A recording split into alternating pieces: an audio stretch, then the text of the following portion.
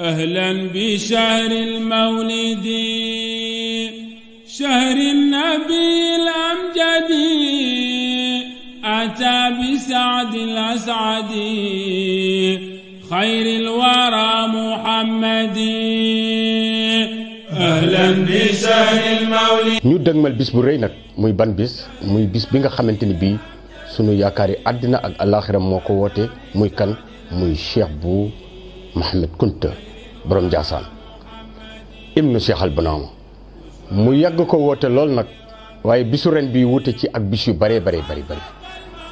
ñuy soññaat sunu mbokk taalibe yi di leen wax ñu yokk seeni pas-pas li fi maam yi bàyyi woon dara jógewu fi jamono changé na kilifa yi léegi bari nañu waaye ñii woon nit ñi di leen yóbboot bari nañu kenn ku ne yaa ngi naan nit kaay ñu dem wuy ji sama kilifa waaye nit ki boo ko tàqaleeg sa kilifa nga la waaye boo ko yóbboo ba mu egg na nga ko woon leneen loo xamante ni kilifaam wonu koon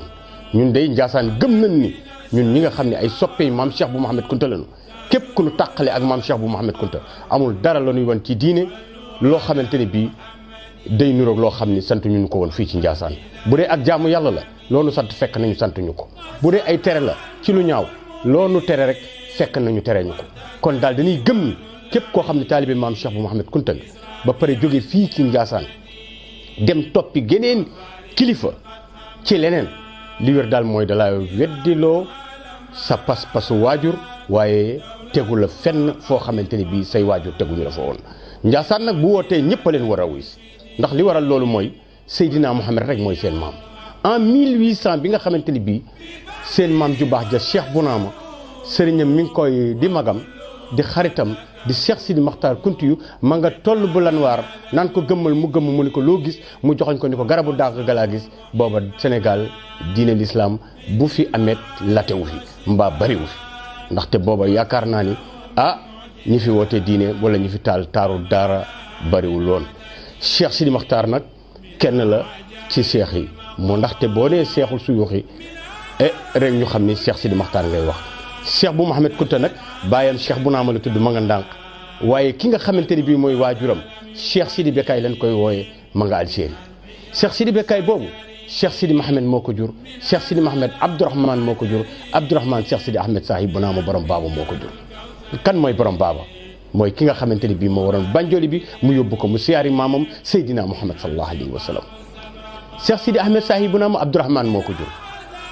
Abdourahmane Cheikh Sidi Aboubacar moo ko jur Cheikh Sidi Aboubacar ci ñetti doomi Cheikh Sidi Mahamadul Bekkaay yi wala tey la bokk Cheikh Sidi Mahamadul Kounta yu la taawloo teg ci Cheikh Sidi Amar Cheikh teg ci Cheikh Sidi Aboubacar Cheikh Sidi Mahamadul Bekkaay bi walaata moo dàq gayndee walaata kooku doom la ci Cheikh Sidi Mahamadul Kounta yu ibnu Cheikh Sidi Ali ibnu Cheikh Sidi Yahya ibnu Ousmane ibnu Yaxsir ibnu Dawman ibnu Shakir ibnu Aqib ibnu Uqbatu Mustajab gars yi Uqba ibnu Nafix nag mooy ki nga xamante ni bii ñu ngi nangoo ci sunu sëriñ sunu xarit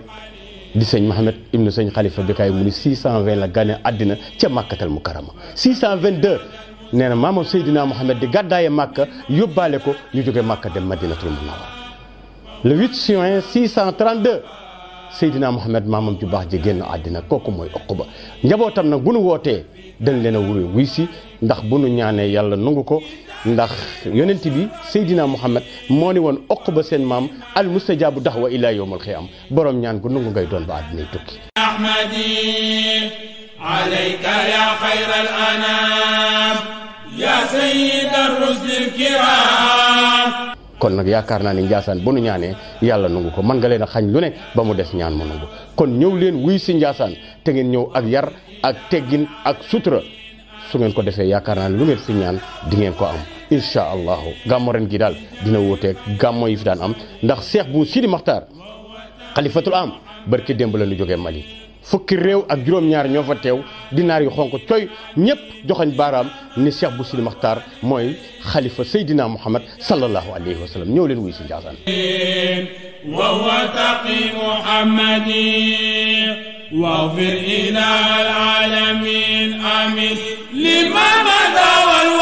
والوالدين بجاه خير المرسلين وهو تقي محمد